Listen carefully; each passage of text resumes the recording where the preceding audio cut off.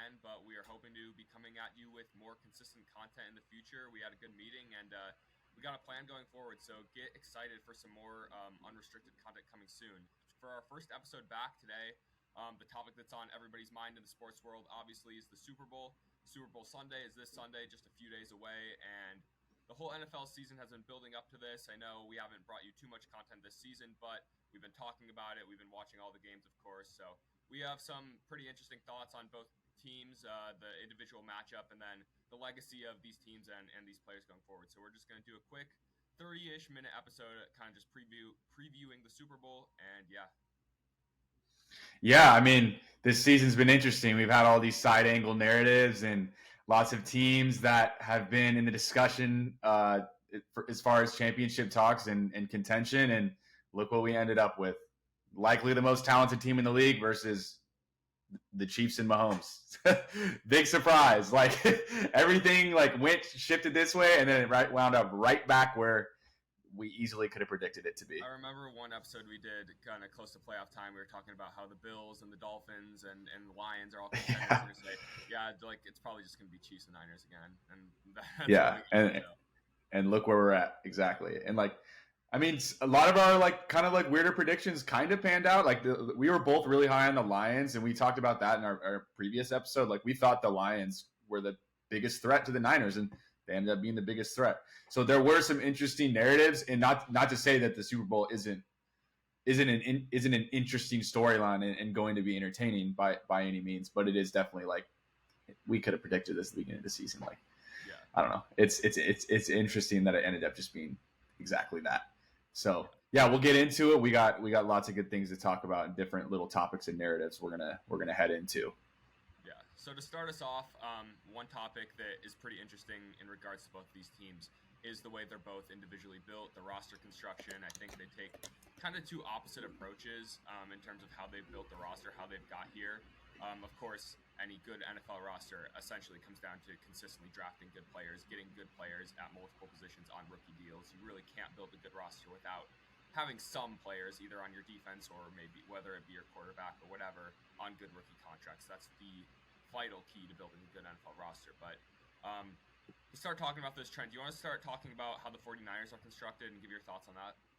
Yeah, I mean, I don't think there needs to be much introduction into their roster. I mean, it's just absolutely ridiculous, top to bottom. I mean, the fact that they can lose Talanoa Hufanga for the season, who was an All-Pro safety last year, and shout out Corvallis, Oregon, and still be this dominant. I mean, there doesn't need to be too lengthy of an introduction. I mean, you got Fred Warner, Nick Bosa, and then the rest of the defense all being shut together, and then getting Chase Young at the deadline and all those guys. I mean, and Armstead and Hargrave, it's just overwhelming talent, power.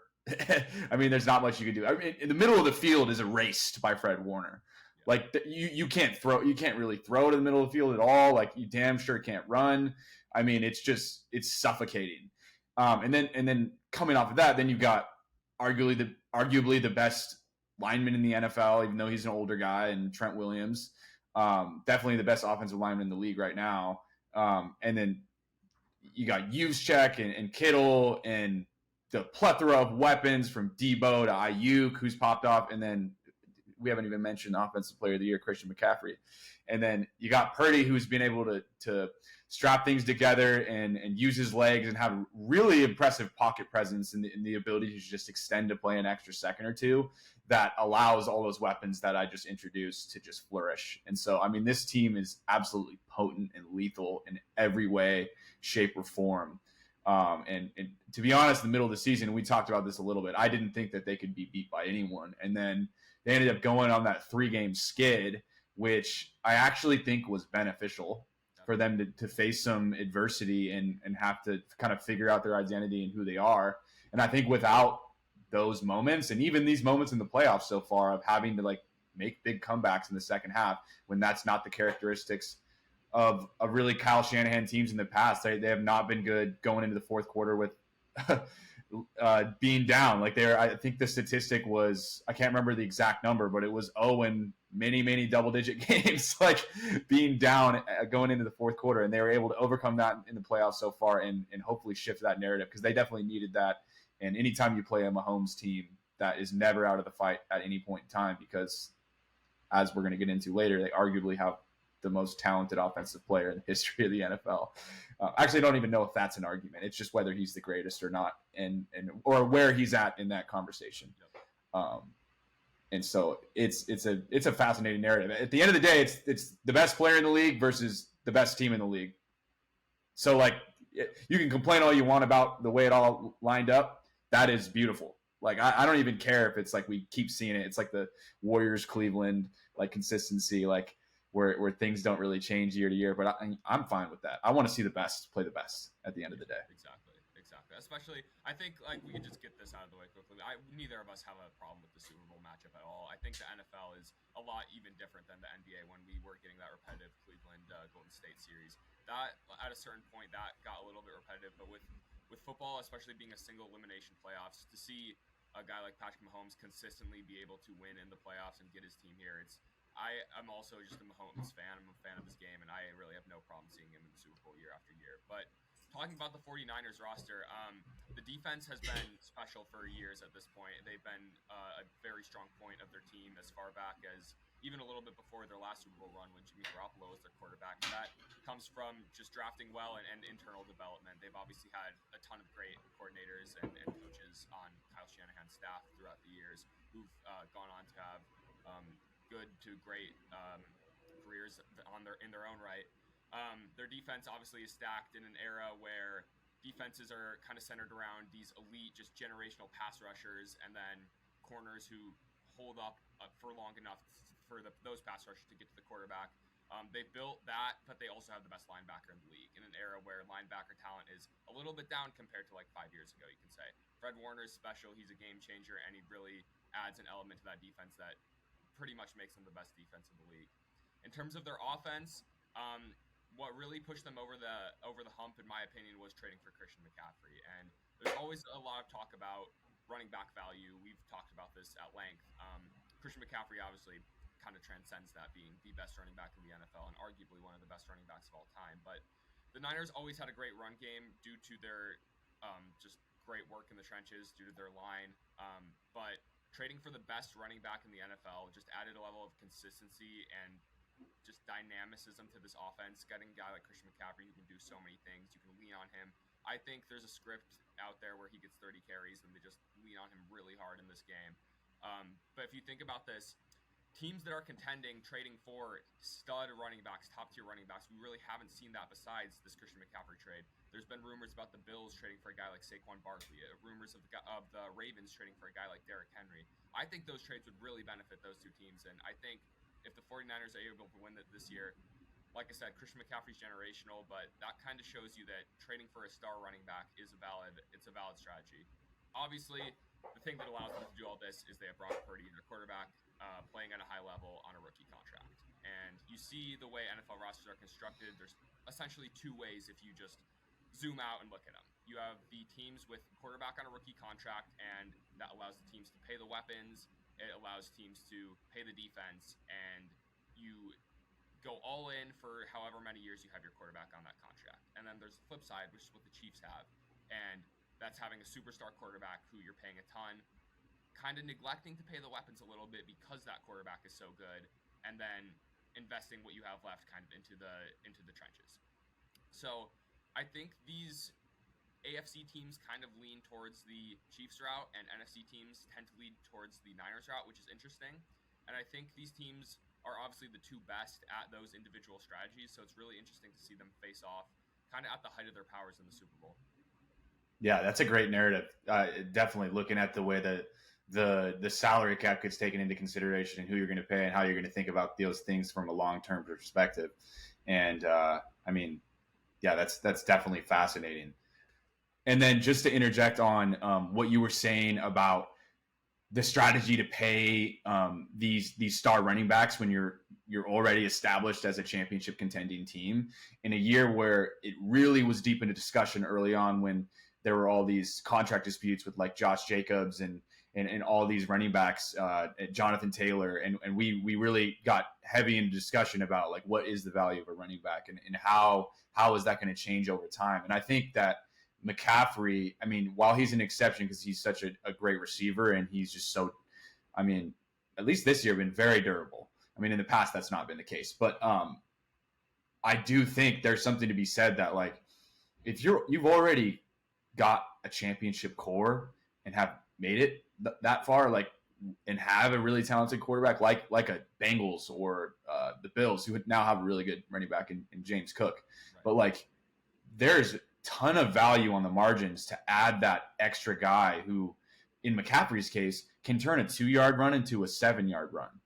When you're playing against their blocking scheme and Kittle's pulling on a trap and Trent Williams knocks out your outside linebacker or corner, and then Juszczyk comes in and it's just relentless. And then you finally pin down and you stuff up the run to what should be a 2 to 3 yard run, and then he breaks it to 14. Maybe he takes it to the house for 50. So demoralizing mentally. And look for that in the Super Bowl this upcoming Sunday. Is if they're able to do stuff like that, I don't care who you are. I don't care how good the Chiefs defense is, which we'll get into that. I think is the best defense that Mahomes has ever had, both statistically and on paper and visually. And so, but that is going to be really hard to overcome if they're willing to fit the script and just give him the ball 25 times. Like, in my opinion, why not? I don't care if he's getting 3 yards a carry. Give him the ball 25 times. Like, and I know a lot of Niners fans who would agree with that narrative, because just when that's done, then everything else is opened up. And then you can just do your quick little play action, get it quick out to Debo, and then all of a sudden you're guessing who's going to have the ball in what situation, and it's all low-risk plays. And not to say that Brock's not clutch and he can't make these decisions in these 2, 3, 4 read progressions, but it definitely in a Super Bowl context, especially in the first half, which is important against the Chiefs, and the Niners being a team that plays far better when they have a lead, establishing that early is important. But the Chiefs are going to know that. They're going to know they're going to want to come out and run, because once they establish 6 to 7 yards of carry, like, you're fucked. Like, there's not a single thing you can do. So they have to do everything they can to stop that. So I anticipate they're going to stack the box, play a lot of man-to-man, and force Brock Purdy to have to sit in there and make plays and throw in some interesting blitz schemes with Spagnuolo. Just kind of like, and he's historically done a really good job of switching things up once he gets into the playoffs and according to certain matchups, and making life really hard on opposing quarterbacks in the playoffs. And so, I mean, I've got a lot of faith in the Chiefs defense. And while of course the Niners defense is more talented and probably better, and one of the best defenses I've seen in my lifetime from a roster standpoint, I gotta say, I think the edge should go to the Chiefs prediction wise, because, I mean, there's only so much you can do to mitigate Mahomes. You could throw out the bag and you can have this incredible defense, but if he drops 21 in the first half and goes 3 for 4 in his first few drives, and like, it's going to be an uphill battle the whole game, and you don't want to have that uphill battle going into the second half against him. Nobody wants to have that battle. It's a good segue into kind of keys for both teams to win the game, which is another topic we want to talk about. So, I mean, for the Chiefs, we saw in the Ravens game, they really sold out to stop the run. The Ravens, obviously, a very run-first offense, and they really sold out to stop the run, kind of leaving their secondary to just deal with those Ravens receivers. And when the Ravens, obviously, we like Zay Flowers from a talent standpoint, but a weakness of their team is playmakers at the receiver position. The Niners, unfortunately, have Deebo Samuel, George Kittle, and Brandon Ayuk. So it's going to be a lot. I think the Chiefs are going to have to play a lot more balanced. So they take a lot more balance of an approach with the defense. But I do agree. They're going to probably force Brock Purdy at the end of the day to make plays, get the ball to guys like George Kittle, have George Kittle, Deebo Samuel beat them. Because Christian McCaffrey, if they don't commit a lot of pressure to him, then that somewhat suggests an ugly script for the Chiefs, if that even exists, because like you said, Patrick Mahomes can kind of keep up with anybody. On the Chiefs side, I think the most important thing is just to score consistently. We've seen them kind of hop out to leads. We've seen them pretty successful in the first half of these playoff games so far, but especially in the Ravens game, and I know the Ravens are a great defense, but so are the Niners, kind of stall in the second half. And don't think you can do that against San Francisco. We've seen quite the opposite from San Francisco, honestly. We've seen them really struggle in first half of games and go down big and then battle back, especially in that Lions game, scoring, I think, 17 more points than they did in the first half and the second half. Against the Chiefs, I think that's going to be pretty difficult to do because the Chiefs' offense, while it has stalled in second halves, I think in the Super Bowl, you probably got to count Mahomes scoring consistently, regardless of how good the San Francisco defense is.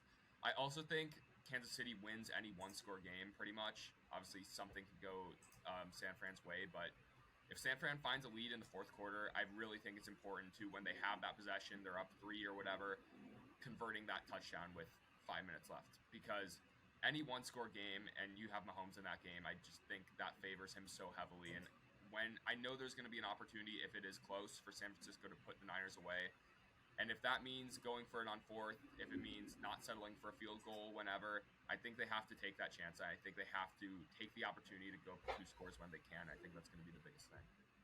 I think that's interesting that you say that. I kind of think Shanahan needs to call the game like Dan Campbell, like in this situation. Like, I actually think that's why I kind of thought that Detroit was potentially more dangerous of a matchup against the Chiefs, because their approach, as far as like just not just play calling, but just their mentality and their culture, is more equipped to like steal one from Mahomes, I feel like, because they got such a chip on their shoulder. Not to say the Niners don't, because they have been denied once they've got this deep many times, even considering their talent.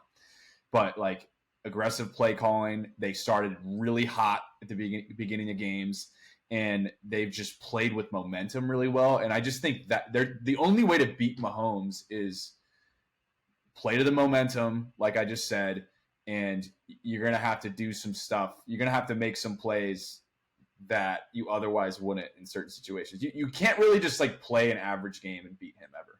Yeah. Like you either need to force a couple turnovers or like just make him do something out of character. And like obviously any quarterback or decent quarterback, you want to have to do the same thing, but things have to go your direction that normally don't. I don't care how good your team is.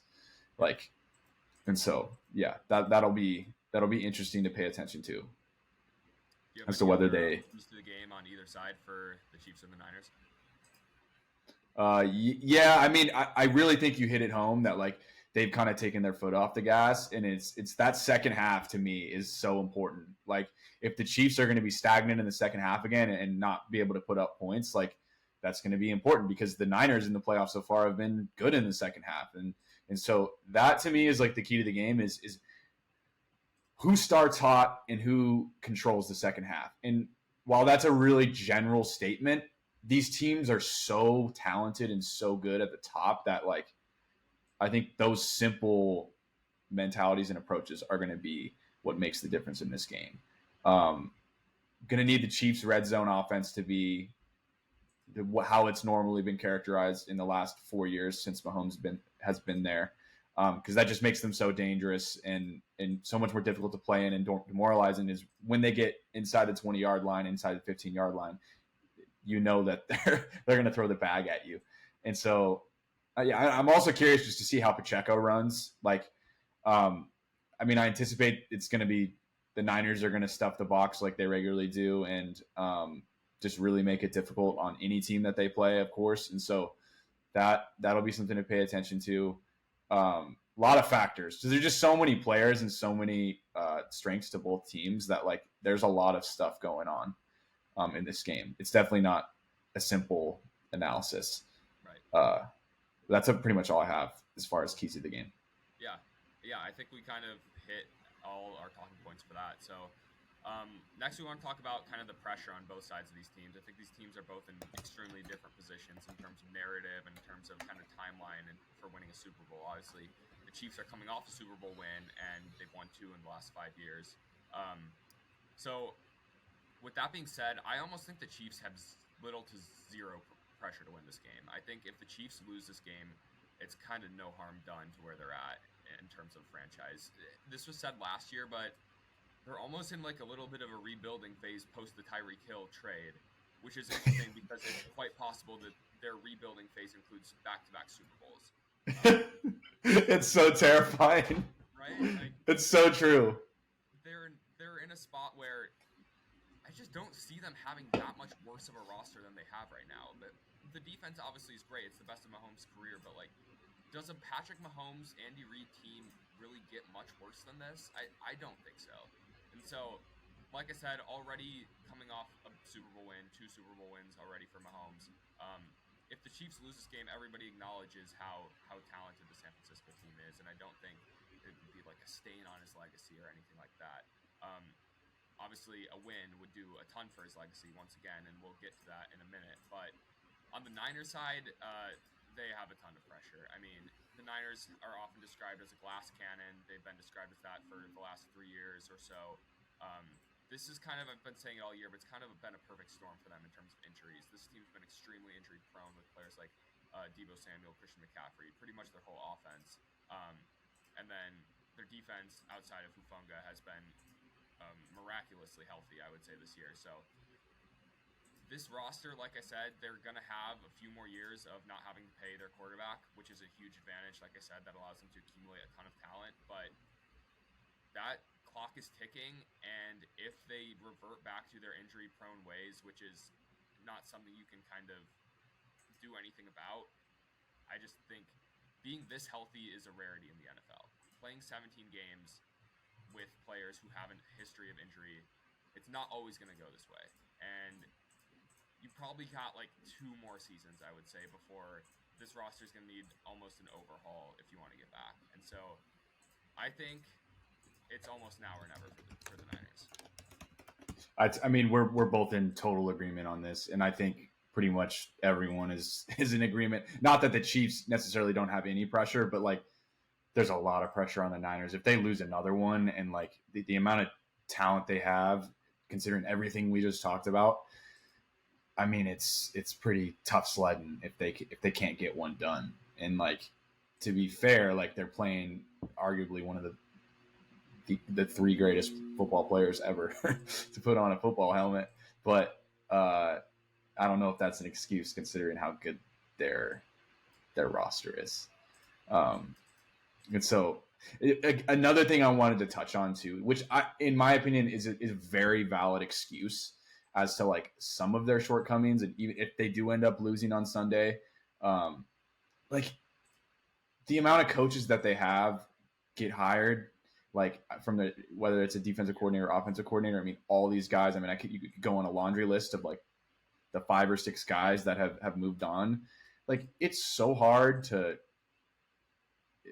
not have attrition and then stay where you're at, even with this good of a roster. Like, how can you build consistency as far as a culture if like your defensive coordinator's different 4 years in a row? Like, and so I do think that's like imagine if they still had Mike McDaniel and DeMeco Ryans right now. Like, I would say that they like would be like the greatest team. I mean, this is kind of what they were, like greatest coaching staff ever, or like one of them. Like, and so how can you overcome that? Like, that's difficult. And like these guys are going to continue to get hired. Like, this is still going to happen. And so like, even though like people float like the crazy idea that like Shanahan, I mean, this isn't like a normal like mainstream thing, but it will, if they lose on Sunday, the idea will be floated like, should Shanahan be fired? Because that's just the nature of the NFL coaching positions. That's like what the narrative always ends up being like. Is this guy the guy, or whatever the situation is? The fact that he's produced that many head coaches, like that shouldn't even ever be in discussion. And not that he's the one necessarily producing them every time, but I mean, it's a huge job is to like get those guys jobs out of your tree and get those guys into positions out of your coaching tree. And he's done such an exceptional job that I do think that that's a really good excuse to like their shortcomings. But still, nonetheless, I mean, the pressure's on them wholeheartedly, 100%. And then add on top of the fact that there's just the mental element, knowing you're playing Mahomes, like it adds a even bigger weight on their shoulders. 100%. Yeah. I mean, about Kyle Shanahan too. I mean, we don't really like buy into like the idea that like he would be considered the problem or anything like that. He would be scapegoated in this situation. But at a certain point, I mean, look, he's lost to extremely stiff competition. I don't really hold that against him by any means, but like at a certain point, he has to get one. He has to get it done at some point. There's when you see this level of success so consistently and you get to this moment so many times, I know he's going up against all-time talents every time pretty much, but he has to get one at some point. That's if he wants to like really cement himself, and I obviously one of the greatest coaches of all time. You just look at his tree and that speaks for itself. But if he really wants to like cement his legacy, he needs to win one at some point. Yeah. So part of me is like definitely rooting for him that'll happen like either way. But like then also like just like from a personal standpoint, like I want to see Mahomes get another one because it just makes the storyline so interesting. It almost becomes like this leads like really well into our next topic. Like we're gonna discuss like where does Mahomes fall in the GOAT conversation, depending on whether he wins or loses, and where is he at right now today. It's interesting to me because like it's almost if he wins this one, like it's almost insurmountable that he's number 2. And I know we're both like kind of in that camp of opinion that if he wins a third in the last 5 years, like who would be 2 to Brady? We're obviously not going to put anyone in front of Brady until I don't even know what the metric point is or like what the measurement point is as to what puts you past Brady.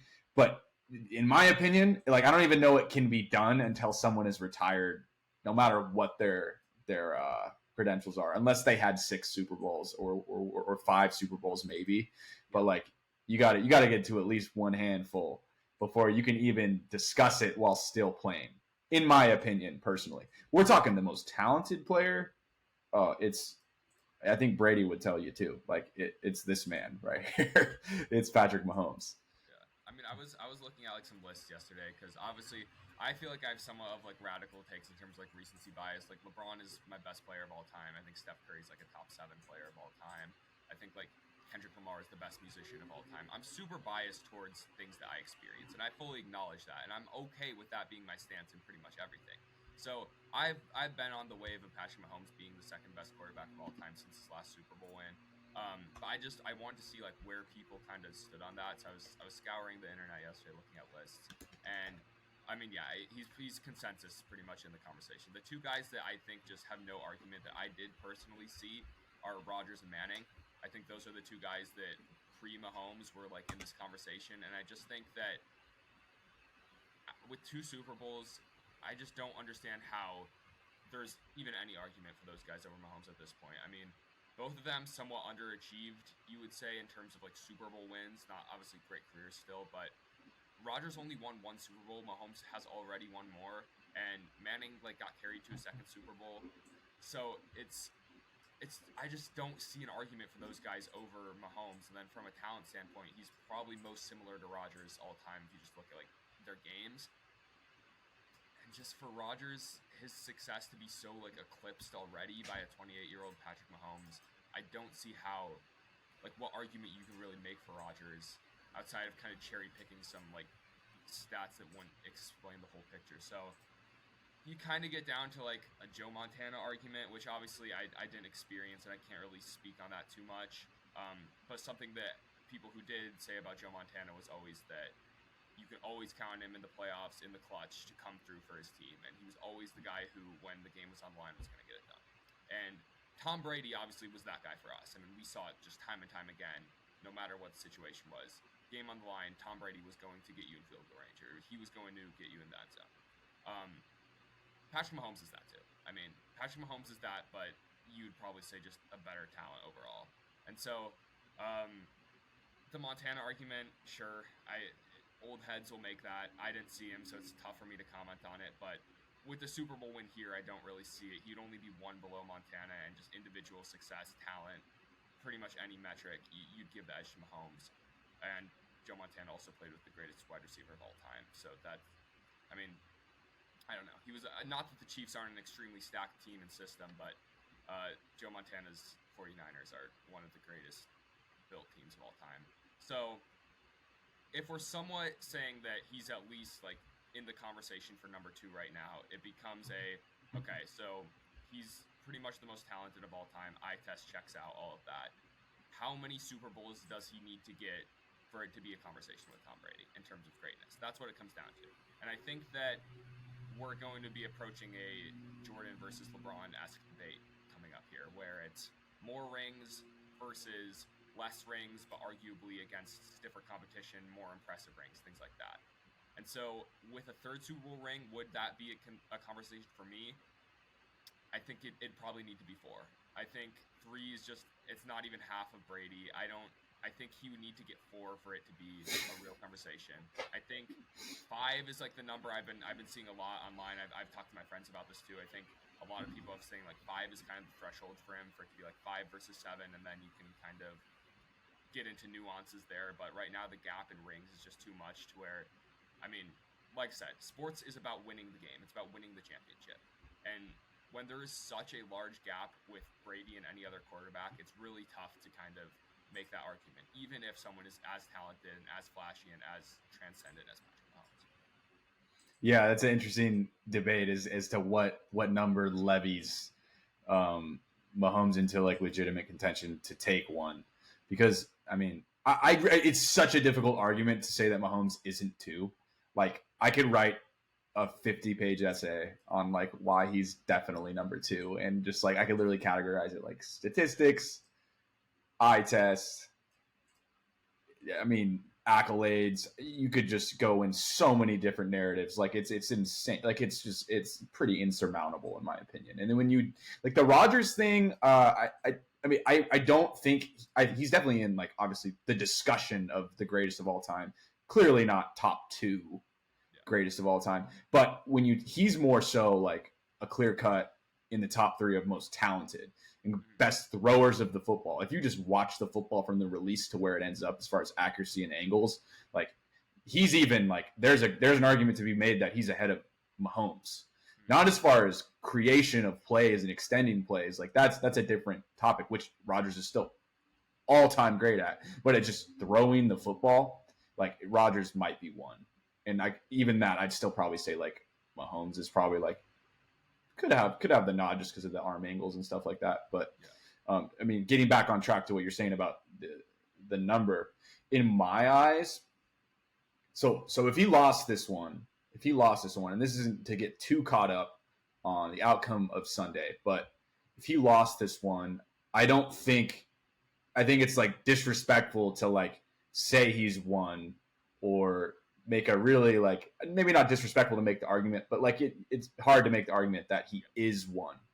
If he wins this one and he has 3, I think it's like you should make the argument. Like you have to discuss it.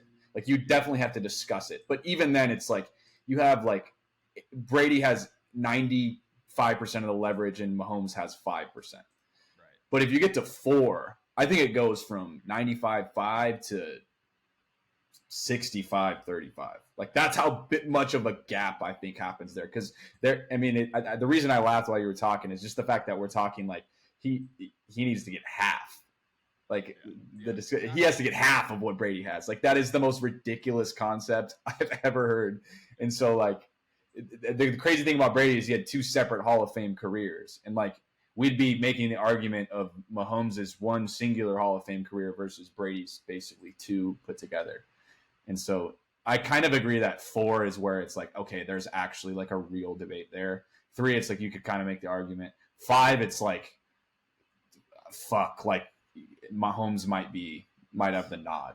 That's where I think it's like complete LeBron Jordan, where it's everybody who watches Mahomes and like grows up watching Mahomes is absolutely going to be on one side, and kind of people who kind of witnessed Brady's first run probably would be like the cutoff.